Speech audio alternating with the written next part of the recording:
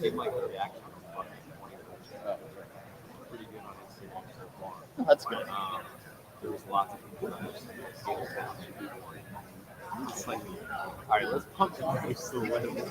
I get what you're saying. I honestly thought he was going to be one, but he wasn't. So. Yeah. I feel like for me, some of those guys, it's so like,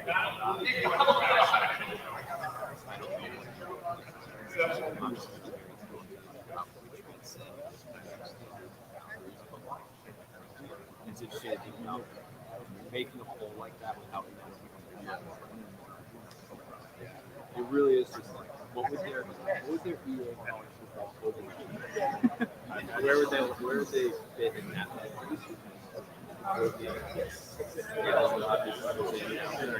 Well, let's be honest. Ohio State fans haven't seen that. That's true.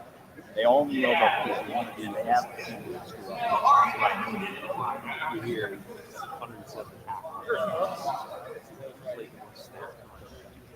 A little bit of a pet peeve that's like, people just keep bringing up that tackle number over and over. It's just like, I mean, no one was saying he was wrong. Yeah. I feel like that. I think it's just like the easiest number for people to use to like qualify him being really good. Right. That really like. Yeah. No, I'm talking more about like his career, just like. Right.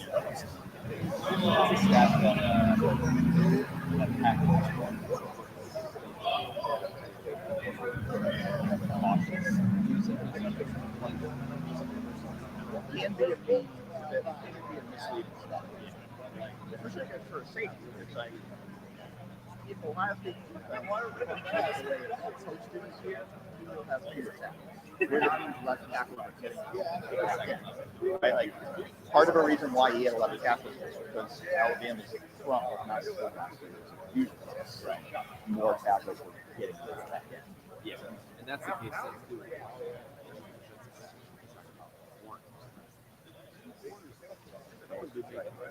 But since they have a lot of tackles, which just means they get and the receivers are catching the ball. So like, yeah, that's like a lot of like Ballard or something like that. So they had 8 tackles there. Like everyone is like they catch it. But it can, like I do think like so it's a little bit of both. But it definitely is true that like. It definitely is true. Like sometimes that tackle number just means you look at the I'm 33. Or they jump on the pile and sometimes yeah. I don't think that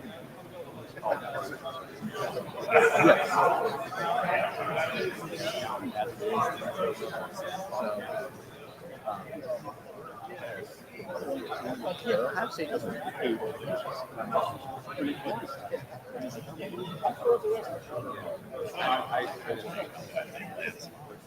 it's probably like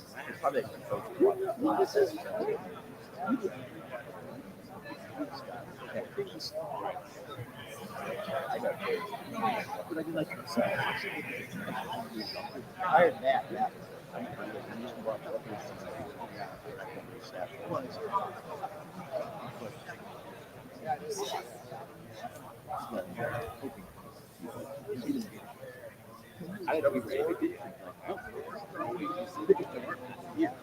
I was going to, and then he left him off completely when I explained to him that it's being a grade 5, he didn't play a lot of snaps. Right.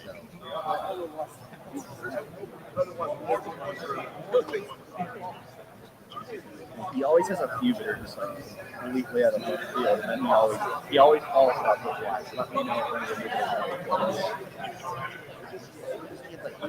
he had like a bird top 50.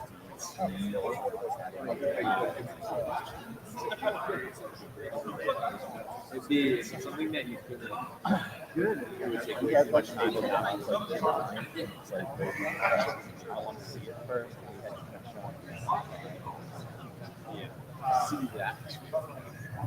Yeah. It'd be funny, like the first thing that held loss. I don't know if you can see that. You don't really. Just seeing like.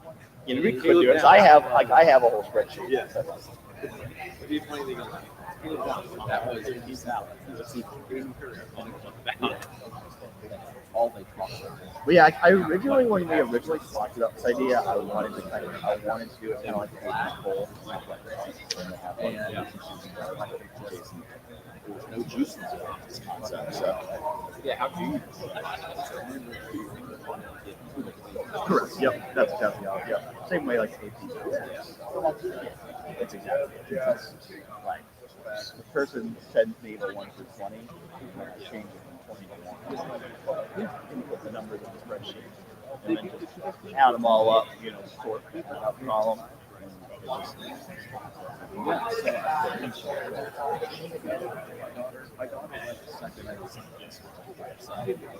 Fortunately, it's nice. We have 9 people who vote every time. So fortunately, there's enough that like it's an outlier. It's not like I always check to make sure that there's not something that's like. But like, I mean, there was like, for example, like the first couple ones last year.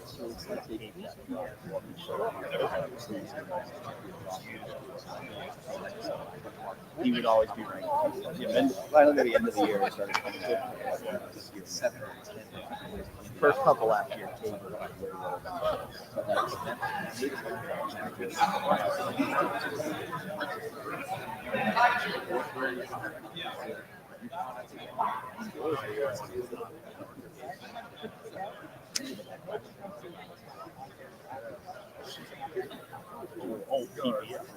Yeah.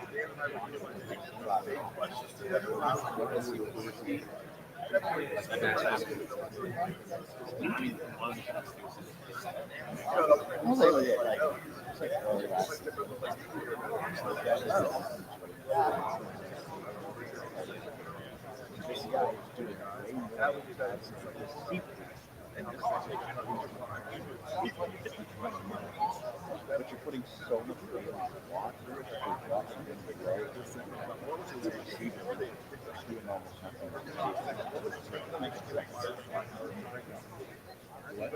Yeah, but nobody, like, I mean, I'm arguing.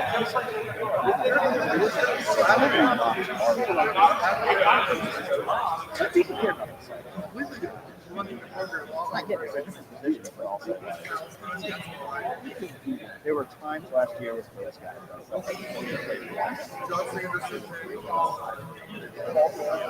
Same.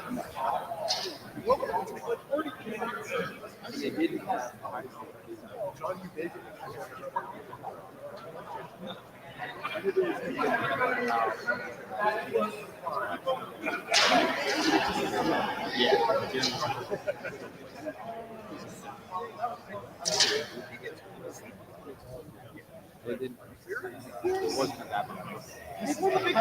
Correct. And I thought it was like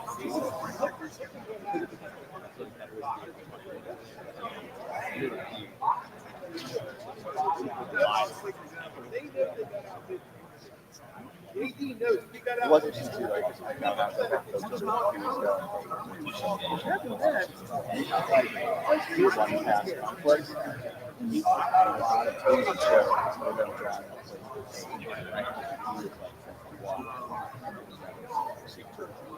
Like I knew he talked about that when I asked him about it last year.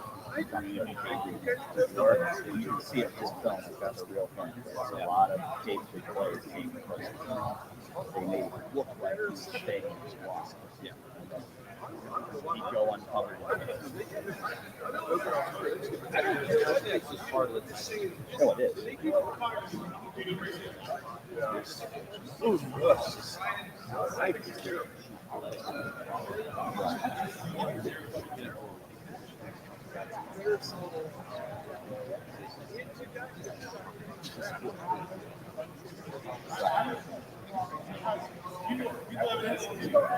Some people like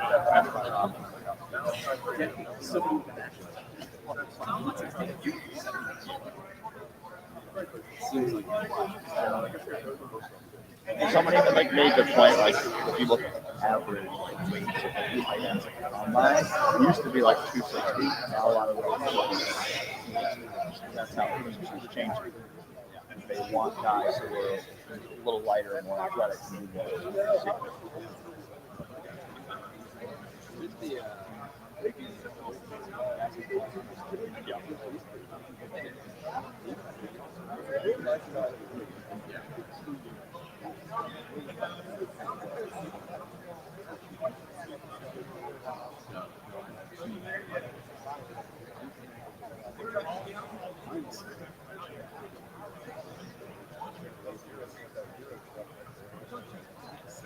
Sorry, folks.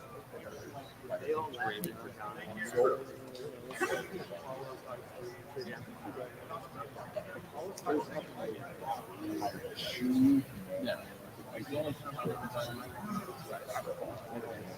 I thought we were going to start getting I noticed it. Which is like fine, but it's just like you have to cut that part and go down.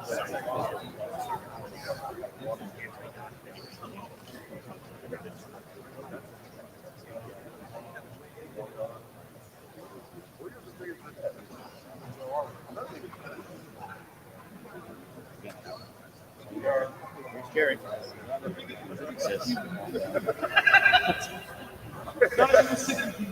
There's like an asterisk on it, and it's small print, not as big as the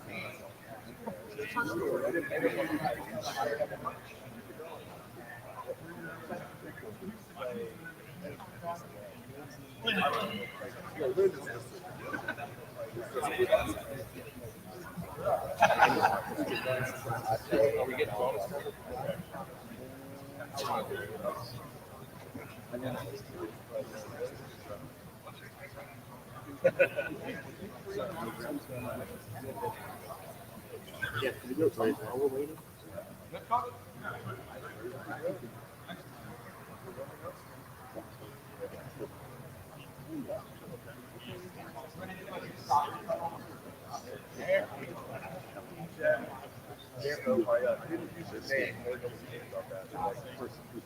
We were on the air talking about the Marvel stuff. Everybody's going to react to that. I did say, well, I do feel bad for some guys. Some of them, I felt like was coming on the show like an hour after I was talking about this. Like some of the guys have been there. I said, well, one of my friends on the feed, I'm looking at the text right now, and I'm not going to name his name, drove out there this morning just to get Marvin Harrison. He's out there now. That wasn't me. Oh, I thought you said I drove out here just. Who was that? Marcus? Oh, I thought somebody in our text. Somebody in our group text that I drove out here just. No, I'm trying to read while I'm on the air without my reading glasses. Yeah, it's good. I didn't yesterday, but it made for a good story. And I didn't know. Yeah, but just for that. Oh, I bet she took care of some people. she said she was in Cincinnati. I look good.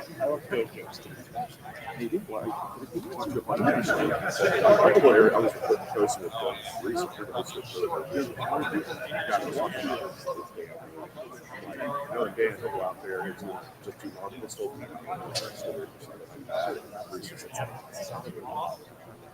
I love it.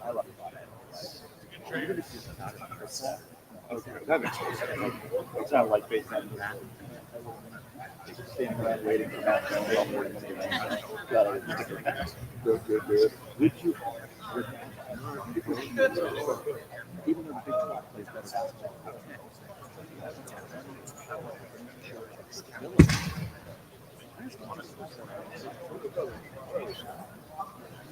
Will the natural.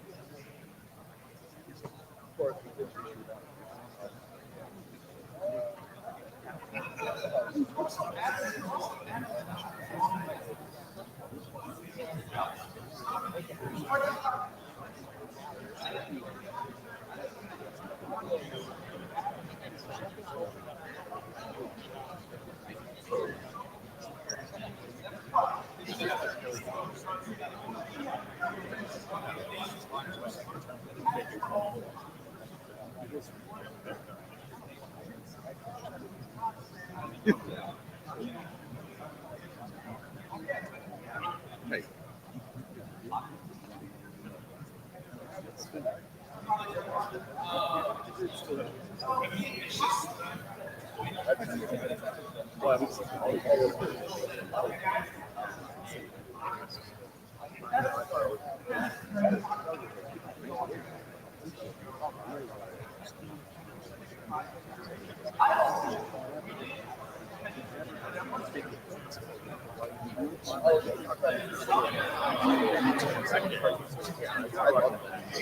I feel Yeah. Chase, you binge it yet? I completed the binge in like 2 days. It's entertaining and like fun. I enjoyed it. It was never gonna be like great, but it's fun. I would say the most disappointing thing is that like I knew there were gonna be bad actors, but the ones that are bad are like not characters that could be bad. The Aang actor is not great. Tara is probably most, but like Zuko guy, Sokka, great. She's in book 2, so they don't reveal it. Yeah, like Sokka, which I thought was like the hardest thing to do live action. Actually, like pulled it off. Suki, like all those supporting characters really good. Ozai, great. Iroh, pretty good. Yeah. It's like a lot really good acting, and then it's just like Aang and Katara kind of. And I get it, like Aang's hard to get a kid, probably doesn't have much acting experience, but like it just feels like he's trying to say his lines. Look, there's fantastic child actors out there. Yeah, they could have. The problem is, like, they were also very faithful, which I appreciate.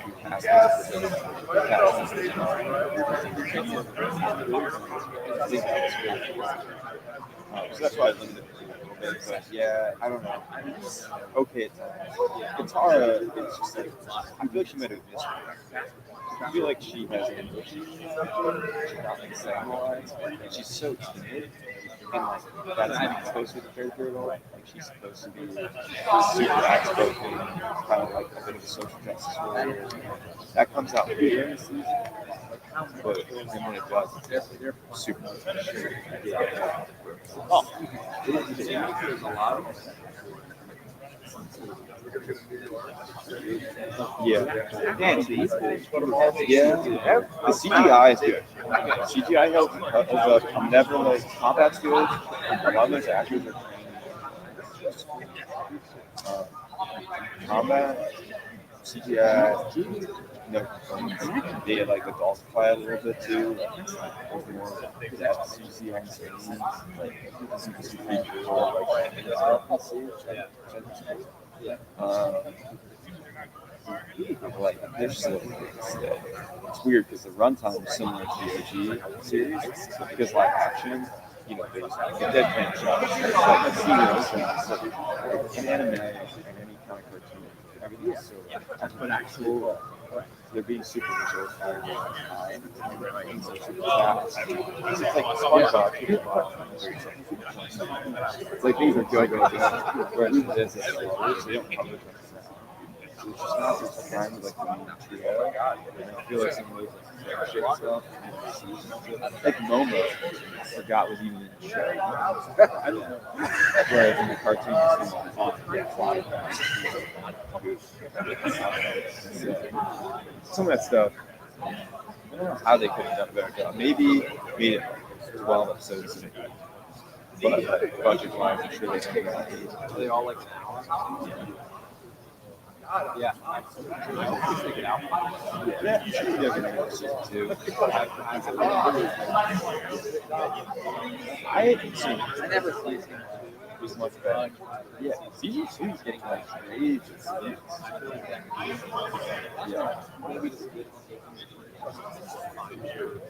Yeah. It's good. I think some of those actors are quite good too. Yeah. Yeah.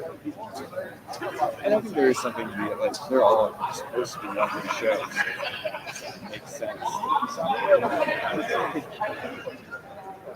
I'd rather have that than have like past 25-year-olds playing teenagers. I do think live action Korra could have gone either. Yeah, I mean, I'm just not like Korra doesn't have the same. It's not the same nostalgia. Nostalgia hit, Gravitas, and like Legend of Korra in general. Like I wasn't even that into. They made a point. They made a point to like sever themselves from the original in such a way that it's like why are we going this far? I liked that they took enough time between the two. Like, I mean, there was still some mention of shoot season pass. Whatever. Top came up a few times. Oh yeah, but what I'm saying, like at the end of I think it was season 1, she like loses the entire ability of the Avatar state. Like they had that whole season of all the other avatars who are like exploding. Yeah.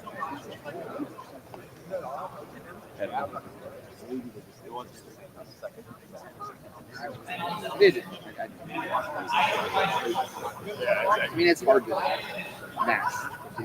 Problem is, some of the things that are good about the cartoon, you just like they throw in some things that I appreciated as like a fan service nod, but I was also like that did like cabbages. They did that, and it was like that was so funny in the show. And this cartoon expressions were crazy and whatever. With this, it's just kind of like here's this real man screaming about cabbages. Yeah, like, I think it's kind of funny because it's from the show, but not actually funny if I'd never seen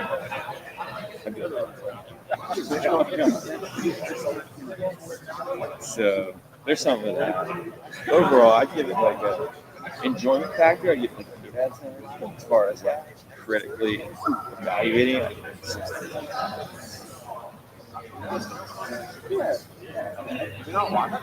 definitely worth watching. It's definitely like there's a lot of things you can be like, that was dumb, but you know, that was good. Live action.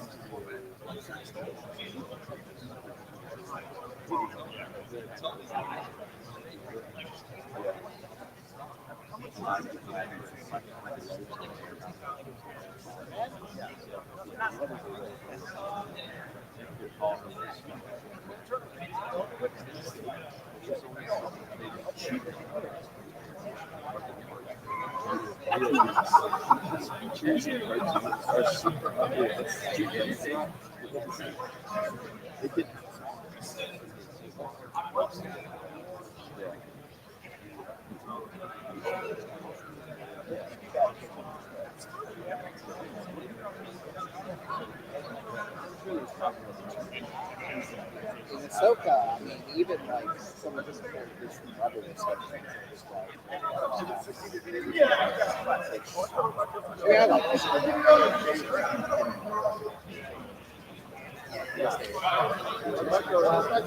With any adaptations, you have to add your own stuff. Like, otherwise, what do you just being a carbon copy, but like real people? Like, I don't know. Like, did you guys? I don't know if we talked about this. You played The Last of Us. Watched The Last of Us. You should watch the show or play the game or both, because it's probably my favorite video game of all time.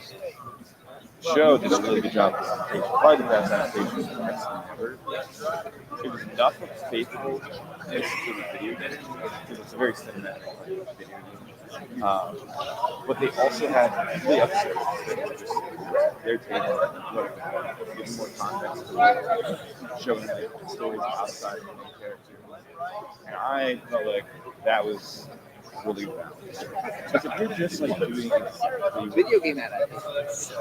yeah, that's why that one was so impressive, because they actually like did it right, which is I've never seen it done right. Yeah, I do think I guess like Halo's kind of doing it now. I do think like a video game was more much easier. Such a massive plot.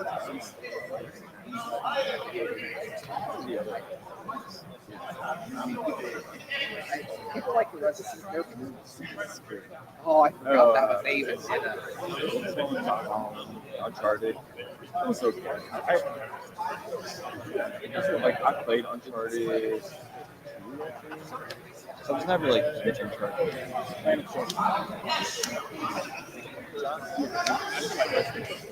Still new. Resident Evil. I did like that. I never like Yeah, this is one thing. yeah. I like Wahlberg and Holland. I thought they had a good thing.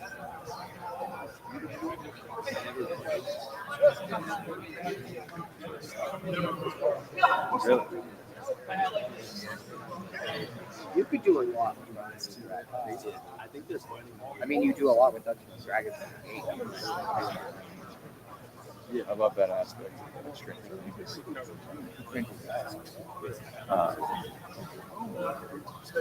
Excited for the last season. yeah, the problem is all the kids now are like not good. Actors. Well, yeah, the COVID thing and then the saga strike. Like they're supposed to go up. Not this fast. It's also like Joe the next Keery. season is like picking up the day after the events. Exactly. They gotta do it. They gotta. I don't know how you do it. The crowd literally split open and they're like upside down is right. It's just like on I think it's just unrealistic. I don't know, man. They do some crazy stuff. I mean, nobody on the ground can play better than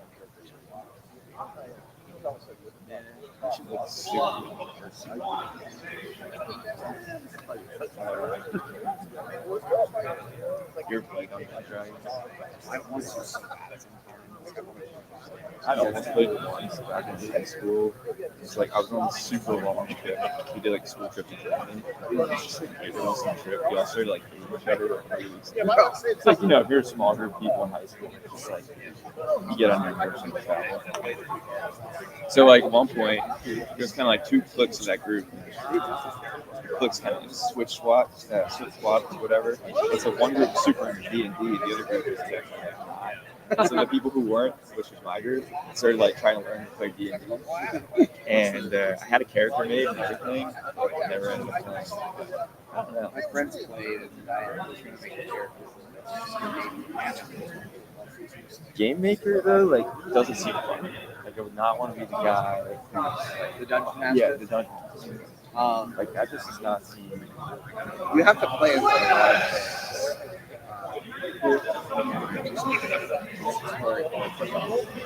Block those into it. But it does actually seem fun because you get to fuck with people, and like you get to design story, you know. That's how it's Yeah.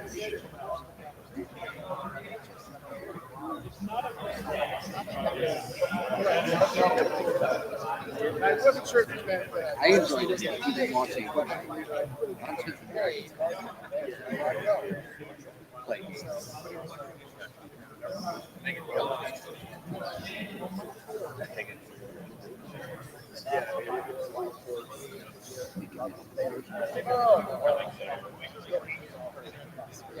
I play a lot of Magic. Oh yeah. I never actually played that. I thought it was cool though. Oh, yeah. Yes, yeah, I was talking about decks. I built 3 decks now. They're all, it's like 8 or 9 different formats of Magic.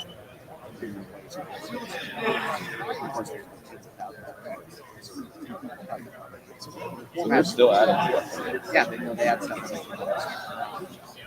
The format I play is called Commander. It is my favorite.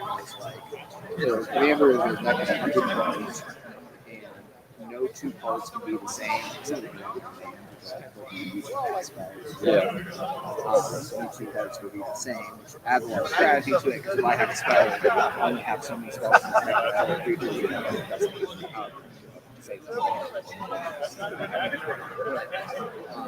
It's built around Commander that you have that has just like 1 card that's off the side. So like basically have one that poisons people, kills them that way. Commander is Is there like a trick points? Like, is it just like damage? Like, is it So- you can stand damage? well, yeah. So normally, usually the way you win is each player starts with 20 life in standard, 40 life in Commander. So like creatures, you have spells that can like instant cast damage under a creature or a person. You have creatures that like power 4, strength 4 a person, and they can't block it. Things like that. It's usually with dynamic. Poison was a winning method introduced like a year or 2 ago. And I built, it was the first deck I built. I built the deck that it's like really all of just like because it's like, yeah, it's like, so basically like you have a poison that's you give someone, you have a creature that attacks a good creature in the deck, maybe a card because someone's poison. Anyway, you give them a poison counter. Once they get to 10 poison counters, they die automatically. There's no way to kill them. Like, there's ways to gain that. So once you get to 10, you're dead. And like the way I built the deck is once I have you poisoned, it's essentially open. I have spells that let me just like sit back with creatures. My commander proliferates the ability and stuff. So that's just like you choose any number of counters and that. There's a lot to it. No, but I'm kind of confused why they wouldn't have any kind of counter to that. Well, yeah, that's why people hate it. But the counter is like I never play that deck when it just uses one of it. The counter to it is people hate it so much that I just use number 1. And so, like, I have a lot of life gain in the deck too. I have different spells. And like, there are other decks that can get out of hand. My deck doesn't have there are decks people build, and I have one with a couple of these other decks. You get infinite combos where you get essentially 2 games by having a certain it's pretty it's not so I have that deck. My other deck is a kind of booze deck. Can Magic ever translate to a video game? I mean, you can play online. Yeah, I don't think there's actually. Not that there might be. I was just a huge Pokemon guys. I like Pokemon a lot too. That was my brothers and I are kind of like all different, but like that was the one thing we had. You can do all these perfect. So you're just like back when the internet was still not like a huge thing. We just had those guidebooks, like Pokedex, and like everything was kind of good on road trips, and we would just talk about it for hours. My parents would have complained because we were definitely annoying about it, but it was the one thing that kind of like all kept us together. So they kind of just shut up and let us talk about it. You ever heard of an Ocelot? Oh yeah. That's it's a fun twist. Yeah. Definitely more of a challenge. Yeah, it gives you more of a challenge. It's like a way to lose the Maybe I played all sorts of hacked versions from all my Blue Rocks and stuff. I was super into like shiny hunting back in the day. Oh, really? Yeah, I was all into the soft resets, chains. Yeah, I was super into that stuff. Because it all started when I ran. Hey, everybody, we're at Big Ten Media Days. We'll try to do interviews before then, including today. July 23rd, Tuesday, July 23rd is Ohio State's day. And it's 3 days this year. Question for you.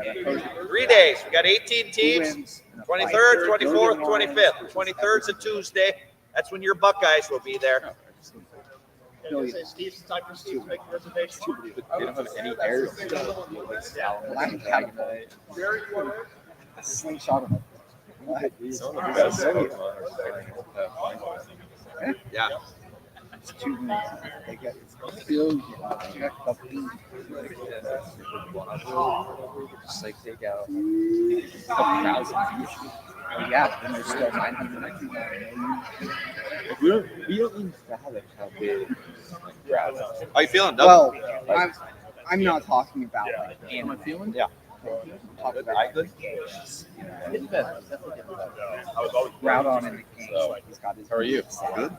Yeah. Like obviously, like anime titles, anime route get sold for that. Yeah. I feel I'm to grab all those big head books. Yeah. Literally in the world. They would like honestly think about this. You could sell like 15 pieces. Yeah. Enter vision. You can pile on top of each other. All right, for Christ. The vision. I mean, I saw. But that's a good point you brought up. That kind of hurts your argument, which is they can like basically enforce natural effects. Again, the anime. And I just even with movesets, there's a little bit of water. You just complete like a surf move. Surf doesn't cover a ton of I don't know. I'm trying to figure out like if I haven't heard somebody who's reason me is after my initial is that I think people don't respond. I mean, like I've heard this. I mean, I try to respond. Yeah. All kinds of everyone who requests. I try to right. Some people just same. don't. Yeah. So much stuff comes through. They just well, nobody's right. They just they're just afraid to say no, or won't say no, or don't want to set it up. Yeah. Expect them to be like I don't think BYU or Ohio State. Because I do, it is like it's like a concept of like, Yeah. And if they hear from me that, yeah, look, he's, and actually, I would be right that he once was a beat writer for Ohio State for the Cleveland Plain Dealer, which is not easy anymore. I mean, this is a northern look that he's doing. yeah, And then just to try to say that you're going to become a fine bomb in the north. I mean, that people can relate to that. They don't understand. yeah. So, Again, it's big to do here. yeah. I'm sure I'm ready for a sermon. Yeah. I said I'm not sure I'm ready for a sermon. It is cool though. Year going. Good. Yeah. Just year 2 actually. Oh, is it really? I was just up there this weekend. I went to the Western Iowa basketball game on Saturday. Who won? Tyler. Really? She's so into that. Say it, my coworker. Infiltrate that. Whatever that is. Ryan Whatever Arena, that whatever is. field. Is that nice? I mean, I know they did It's like some renovating. it's a good vibe. I think it would be. And like I don't know, like they kept the existing structure, they hollowed it out and everything like 10 years ago. But it's a nice, it's small, but it makes it gives it some juice, and so it is a good vibe in that building. And again, I might be the only person on the student section. This is good. Leveled to one side. Are they keeping those stands? Yeah. Oh, okay. Wow. Yeah. So Yeah. so Yeah. So we're really in like Wrigley Field. do you think you? Very. When I responded back to people like 2 weeks ago, we had not heard, but we had since, their AD has alerted us that hey, we're probably going to be. Are you guys worried about? I hadn't heard. I mean, there's been really no internal discussion that I've been part of. Well, I realize what's wrong that it's like. They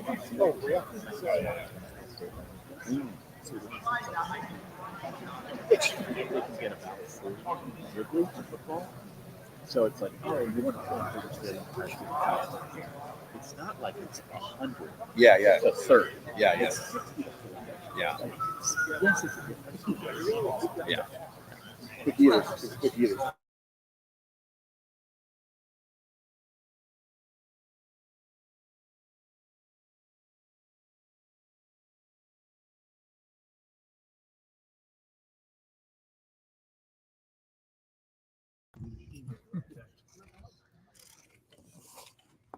Not no spindly little kid anymore.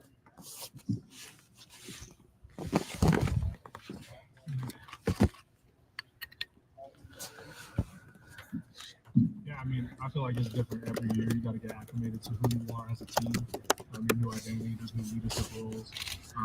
But like I said, or like you said, with a lot of people returning, there's a lot of same faces. I think we're returning 9 starters on the defense, so it's like we kind of know what it is. So I feel like the offense kind of has something to prove in that aspect. So we're looking to compete this spring with the defense, and it's going to be fun. Will, he's a funny dude, very likable guy. We kind of hit it off instantly. We've gone a couple times, not team organized stuff, but just on the weekends, weekdays after practice, stuff like that. So I'm really excited to see what he can do this spring. I feel like he's a phenomenal talent, really smart quarterback, and he's a veteran guy, 5th-year guy. So I'm hoping he can bring some experience. Do you have any injury in this spring? Yeah, I feel great. I've been working with my trainers. We have the best training staff in the nation. They're getting me right every single day to be able to put my best foot forward this spring. And I'm looking forward to it. Like, where are you going to be lining up? Probably bouncing around a couple different spots. Just honing my craft on the inside and outside in preparation for the next level. So don't necessarily know what I'm going to be playing at in the next level. So just want to continue honing my craft everywhere I can. What is it like having 5 quarterbacks on the roster right now as a receiver? Yeah. I feel like for me on the outside looking in, it excites me because I know the competition is going to push them to be the best version of themselves.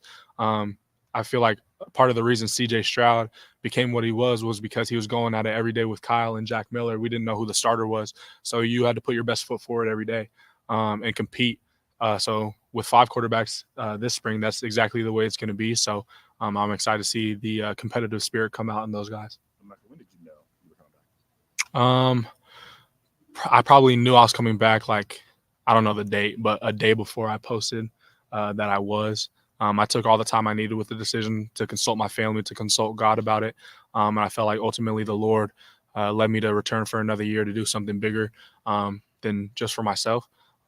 So this season I'm going to really just use it all to dedicate it to the Lord and just do that. How influential was it that a lot of the other guys in your class were just making the same decision? Um, or was it just a thing just for you? yeah, I mean, obviously them coming back helps, and we want to rally together. But ultimately, I was going to make the best decision for myself, and I was going to just walk by faith and go wherever I felt like the Lord was calling me. So through many hours of prayer and talks with my family and agents, and just gathering all the information I could, coming back made the most sense for me. And obviously, I couldn't pass up another year with my guys. What are the biggest things you feel like you can get out of it personally, being back here for another year? I feel like me coming back obviously was kind of big news. And with that comes, I have more viewership on all my platforms and stuff like that. So I'm going to use that to glorify the Lord to the maximum, and just use this next year to make sure His name is exalted, and show people the hope in Jesus Christ. What are your early thoughts on Jeremiah? Freak athlete. One of the quietest dudes I've ever met. Not a man of too many words, but he came in and he put his head down and he worked. I say this every time to freshmen who come in, but the only thing you have to do as a freshman is just shut up and listen. Like, all you have to do is just shut up, put your head down, and work. And that's something he understands. What does that mean in your dictionary? What does freak mean? I would say there's nothing he really can't do. He runs fast, he jumps high, he's strong. He's a natural pass catcher. Freak. And is he doing what you said? Is he sitting in, is he taking everything in? How's he acting, comporting himself? Yeah, he's very coachable. I do my best to uplift the young guys and give them pointers here and there, and he's always willing to listen. He always puts his best foot forward every single day. He hates to lose. He's a competitor, which is huge, especially in Zone 6. So I think he has a bright future here. How ready is Cornell for a big role this year? No, he's always been ready. He's been ready since he was in high school. What does it take for any true freshman receiver at Ohio State to get ready? Yeah. On the field. I mean, you and Marvin went through it when you were young guys trying to do that. What's it take? Yeah, I mean, I would think, logically speaking, you have to understand the offense. You have to know the ins and outs, just not your play, but your role in the play, the concept of it all, which takes a little bit to learn, but it's not impossible. And you just got to be able to block, go out there, make big plays. But ultimately, if you're talented enough, you're going to get on the field. Is Jeremiah intelligent enough and mature enough and all that stuff to start as a freshman? Yeah, I mean, I believe he is. I think the sky's the limit for him. I'm not going to say that he's starting as a freshman, because that's not for the far future. But if he continues his hard work and his diligence and his craft, and he's able to learn the offense, the sky's the limit for him, like I said. And what's it like for you? I mean, you came in, you and Marvin immediately were praised for being mature beyond your years. Mhm. Now you're clearly the most experienced guy, and Julian's gone. How much are you embracing that leadership role? How excited are you to be the leader of this unit? Yeah, I've always felt like a leader ever since I was growing up. The leadership role is something that I feel a lot of pride about in any area of my life, but something I'm so passionate about, such as football. I feel even a more drive to be a leader. So being that I'm the older guy in my fourth year, I have a lot of experience on the field. I'm just trying to pass down that knowledge that I've acquired and accumulated over these last 4 years. Kind of just keep the track record of Zone 6 that we have going. Mecca Brandon wasn't here this time last year. What have you kind of seen from the way he's carried himself when it workouts? Yeah, I mean, Brandon doesn't get enough praise. He's just as mature as anybody I've ever seen. He handles his business. He's a super competitor too. So him coming in with Carnell helped a lot, because they push each other every single day. If you hear them talking in the weight room, you think they weren't friends sometimes, but that's part of what makes them great. So I'm super excited for Brandon's future. He's wise beyond his years. He's learned the offense lightning quick.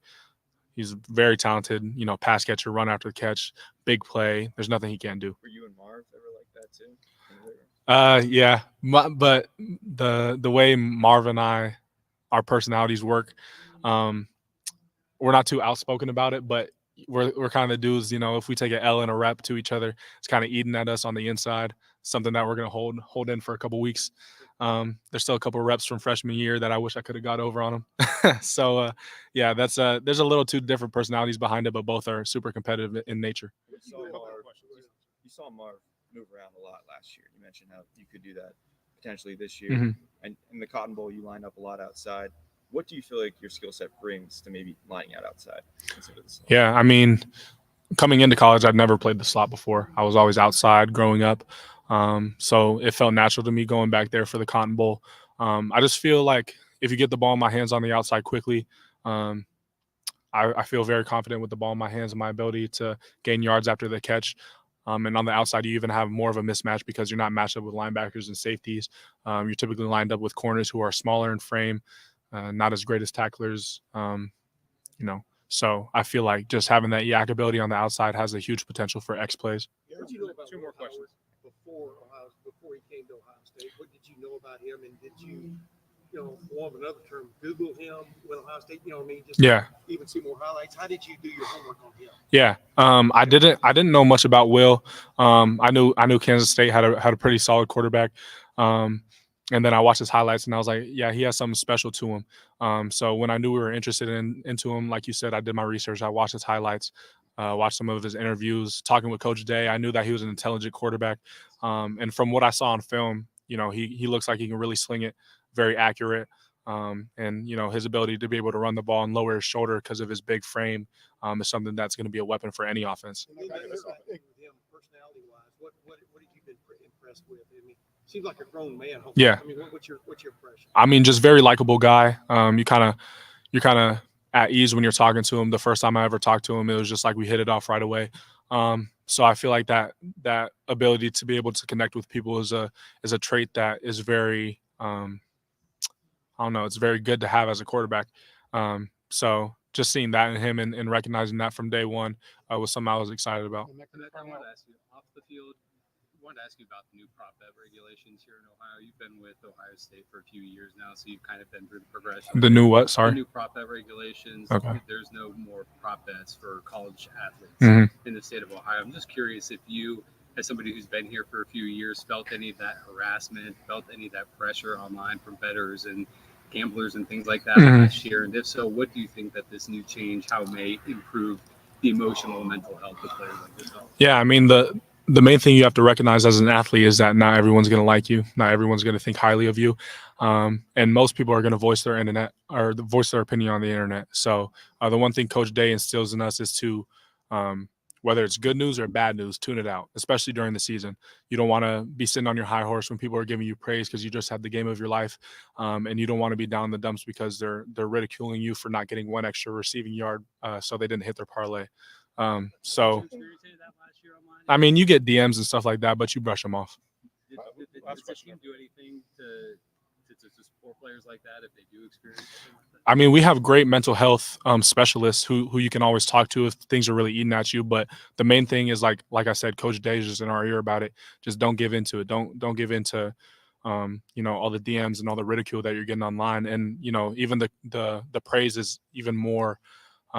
It can be more dangerous at times because then you get a big head. You're not so humble, and you really think you're, more than you are. So. Emeka Carnell went through an unspeakable tragedy last year. How was he to cope with that? I mean, that's got to make you grow up quickly. And how's he done with that? I mean, I can't really say how he's done with it, behind closed doors, but I know that every second that he's in the building, he handles his business. He's a great teammate. Even better friend. I feel like I can go to Carnell with anything in my life and talk to him about it, and he's going to have ears to listen.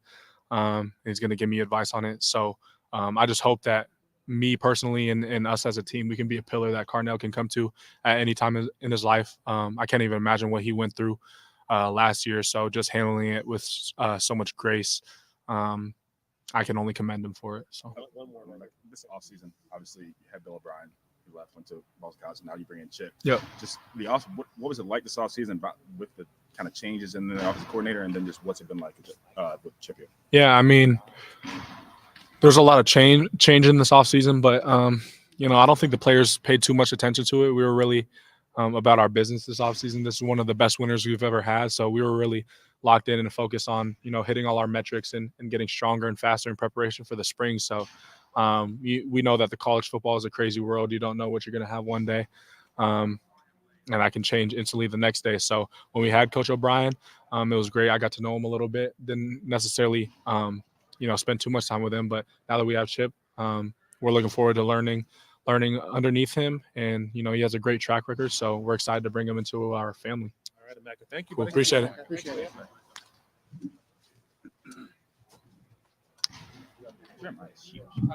It makes no sense. That's him over there. I don't wear my glasses. Distances are a bit of a problem.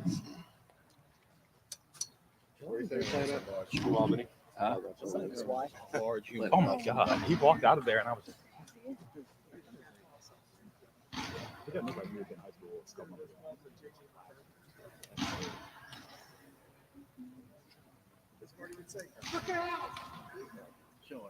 Where's that guy? Right. What he actually cares about. Good for you. You should do Why would you care about the combine? Right. I don't. No, I agree.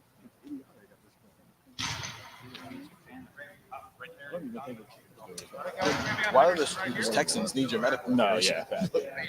Yeah. Welcome back. Appreciate it.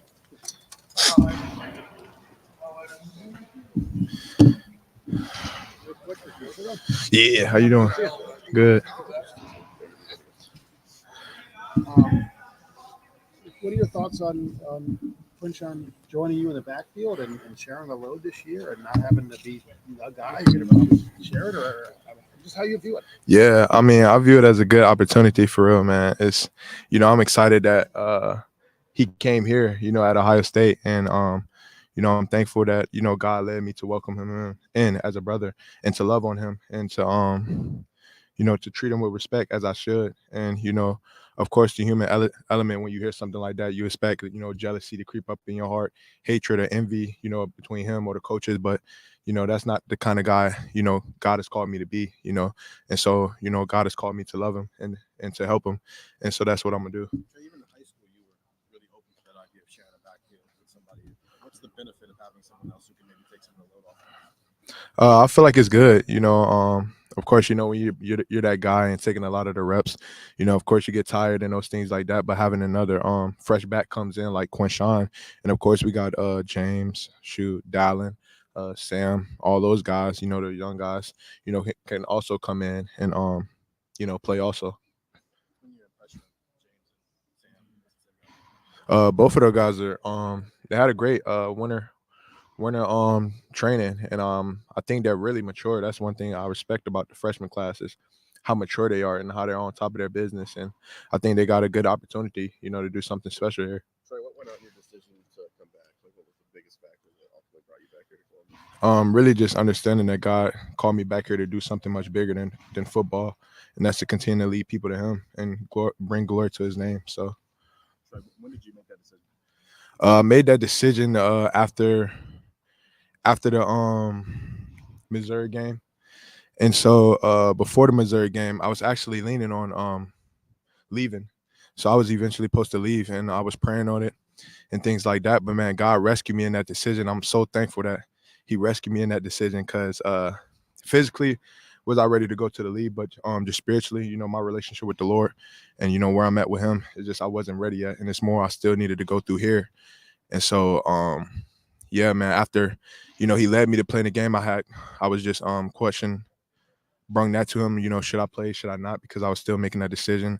And I felt like during that time, he was leading me to leave out, but that's not what he was doing. I was just confused. The enemy was attacking me at the time. And so I just kept praying on it, and I felt like one day that he led me to play in the game. It just felt right in my heart. And so that's when I played in the game, and I just like, man, okay, he wants me to play in the game.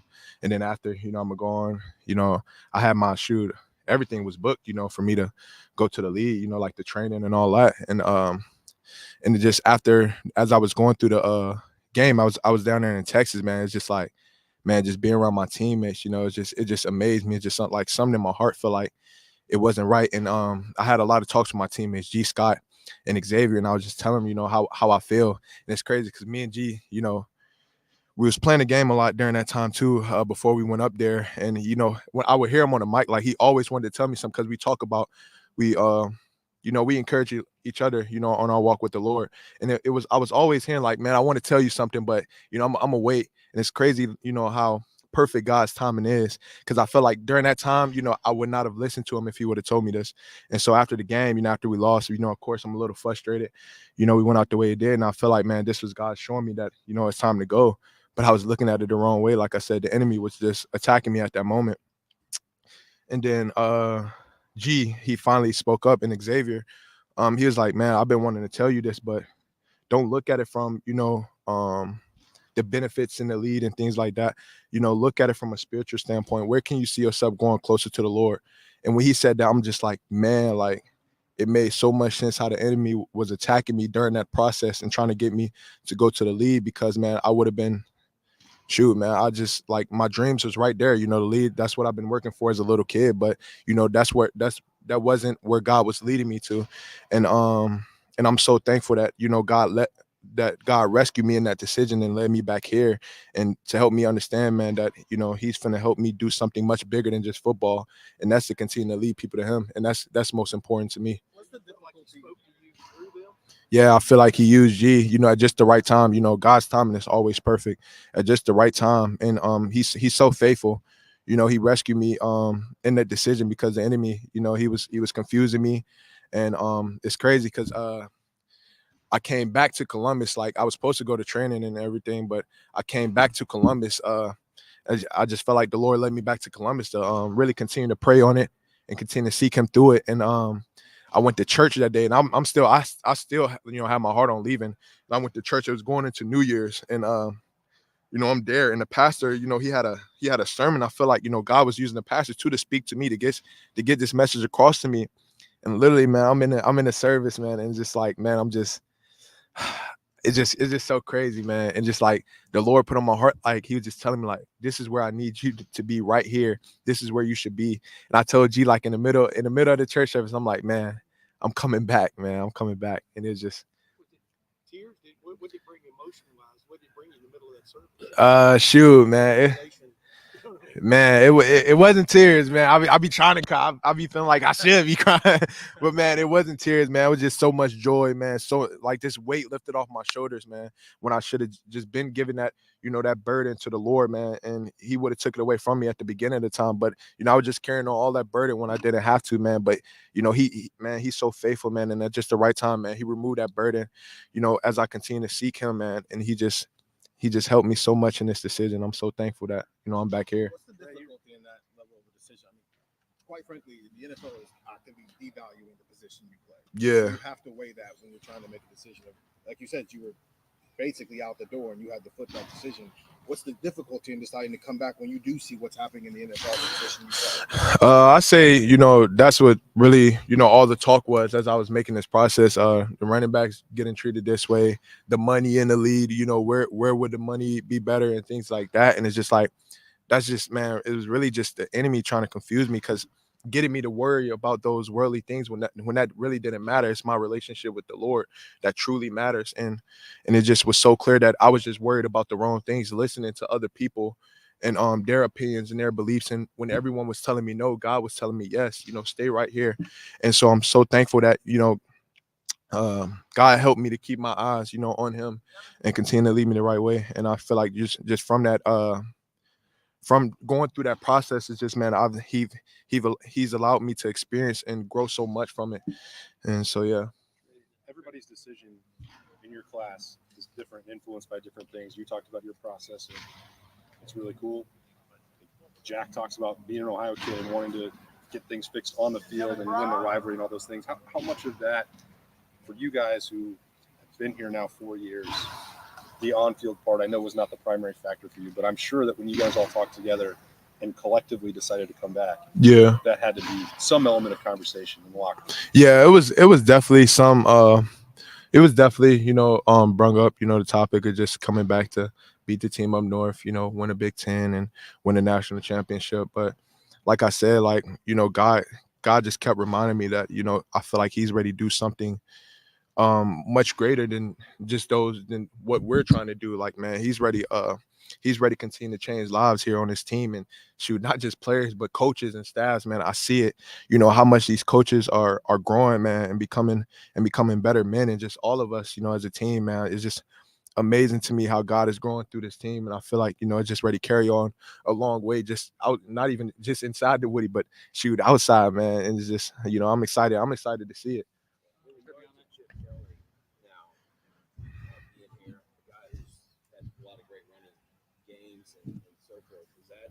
What's that feel like now that you stayed and now he's here? Yeah. I'm not even gonna lie. I don't really keep up with like all the coaches and stuff where they came from, but I heard his background, and I do remember him being at Oregon when I used to play NCAA and stuff like that when it was made. But but yeah, man, I think it's good. What he's doing and what he's adding, to this team, the value he's adding. I think it's going to be, exciting. And I can't wait to get coached up by him. And I feel like, man, it's going to be amazing to see. What do you think of those Oregon offenses? You were really little. Yeah. Shoot, all I saw was touchdown. So if that's what I saw, that's probably what it might be. Shoot, who knows? But yeah, I think it's going to be an explosive offense, as it always been. But of course, we had a couple of setbacks then and there. But I feel like that's definitely going to show this. That's what we're going to work hard to try to show. Last question, Mecca, and I wanted to ask you the same thing. You've been here for a few years. I'm curious your thoughts on the new prop bet regulations in Ohio, where you can't bet on college athletes like yourself. Yeah. Just curious, did you experience any of the hate, any of the harassment, things like that online from fans and bettors that they're trying to stop with these new regulations? So what do you think that this might do for athletes' emotional and mental well-being? I'm not even gonna lie. I don't even know too much about that because I really don't pay attention to most of that stuff, and plus the hate and stuff like that. I don't really see those stuff either because I don't go looking for it. And so yeah, but I kind of see how it goes against other players, but I never saw it against me because I think I don't seek those things. I only seek only live my life to please the Lord. And so that's why when I get on social media, turn my comments and stuff off, that's because it doesn't matter what anybody has to say about me. All that matters is what the Lord says. And so that's what I try to live by. All right, Trevor. Thank you, buddy. Yep. Thank you all. Appreciate y'all.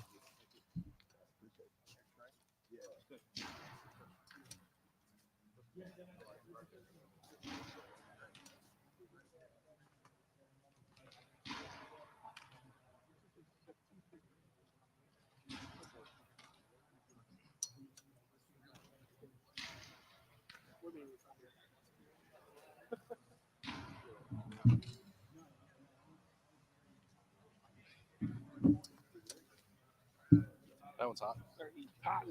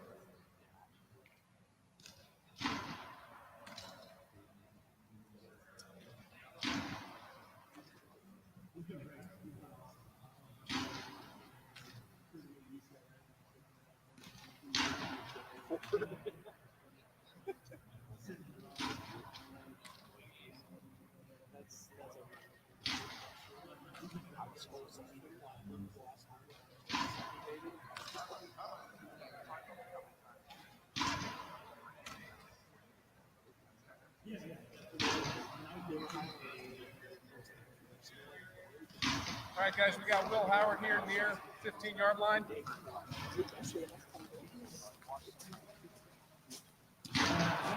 What's going on, guys? Will, how are you? How we doing? The transition from Bill O'Brien to Chip Kelly, the weirdest situation.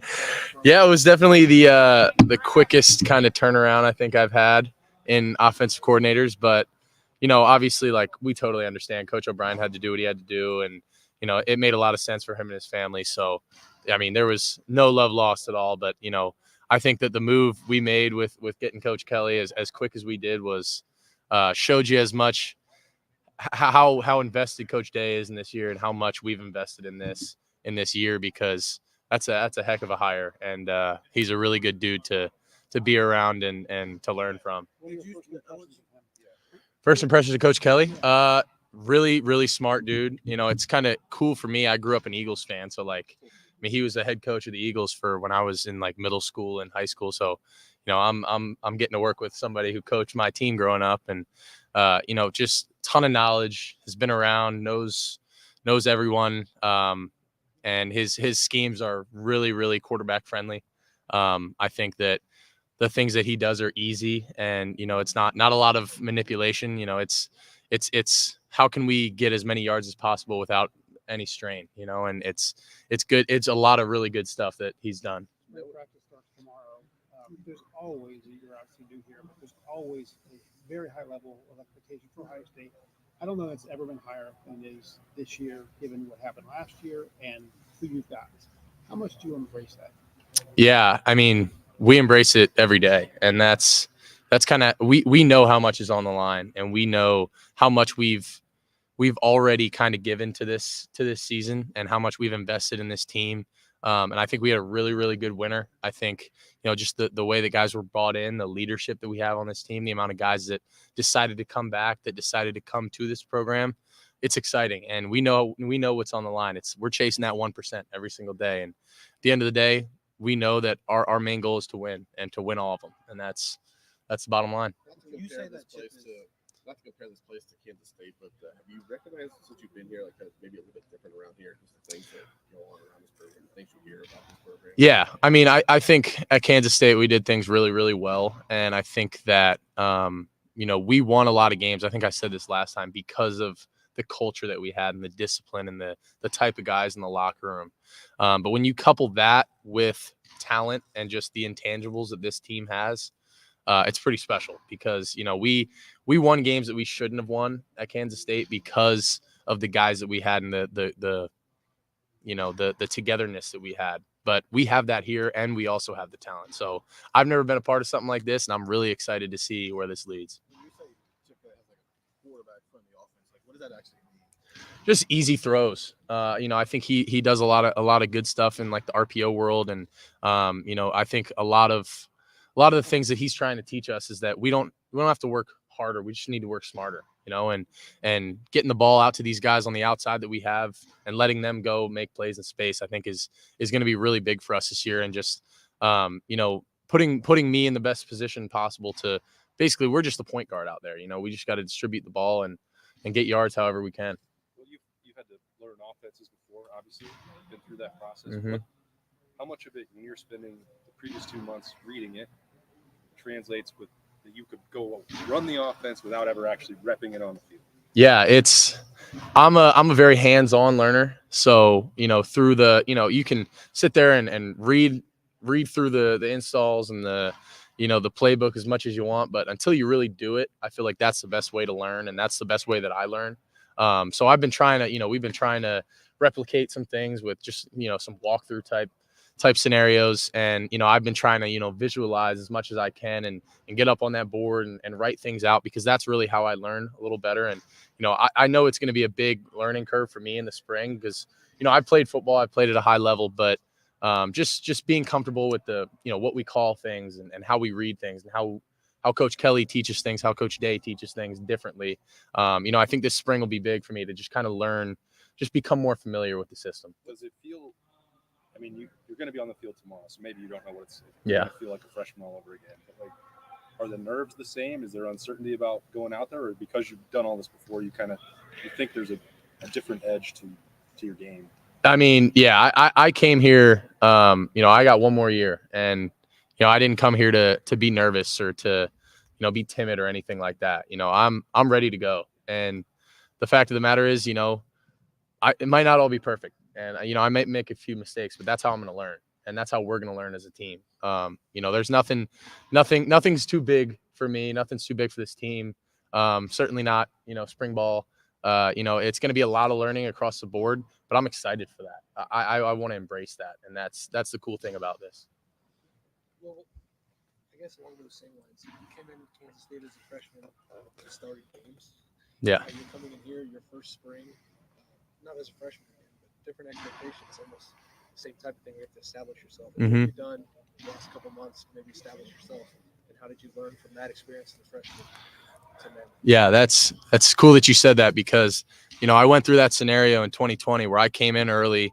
I was a young kid. I'd never done this before. I didn't know what the hell I was doing.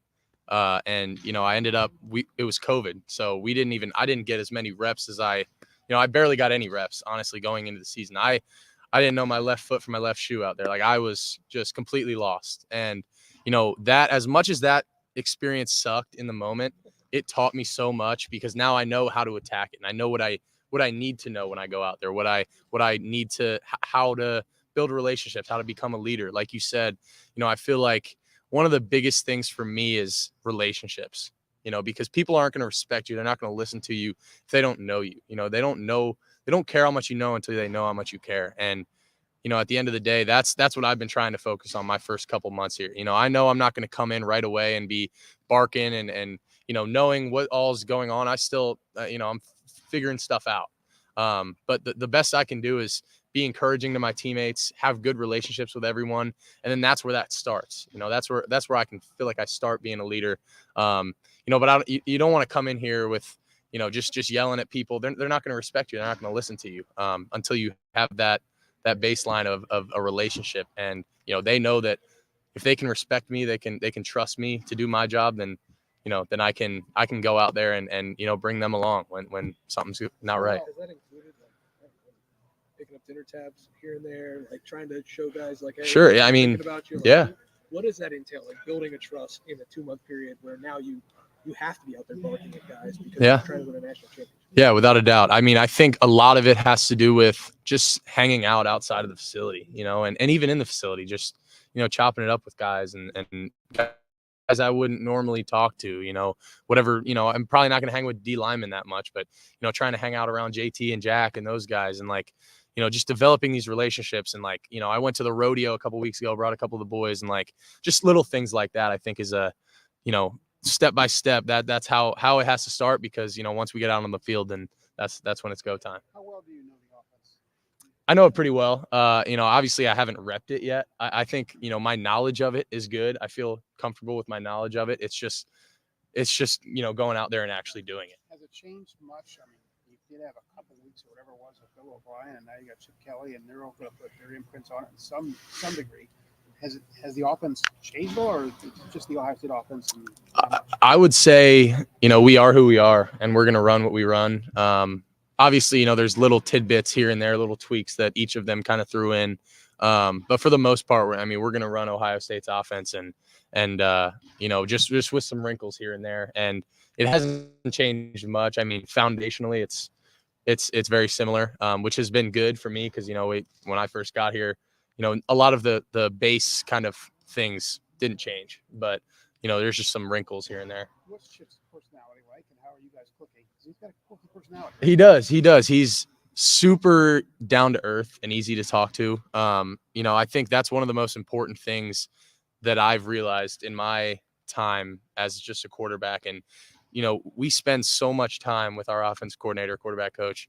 It's so important to have that relationship. And if you don't, then things can go sideways. And I've experienced that. And, you know, I think the best thing about him is that he's just normal. He's a normal guy. He's going to sit there and, you know, talk with us about whatever's going on. You know, he's obviously very smart and football savvy, but like, you know, what comes first is relating to us and to hanging out with us. And that's big.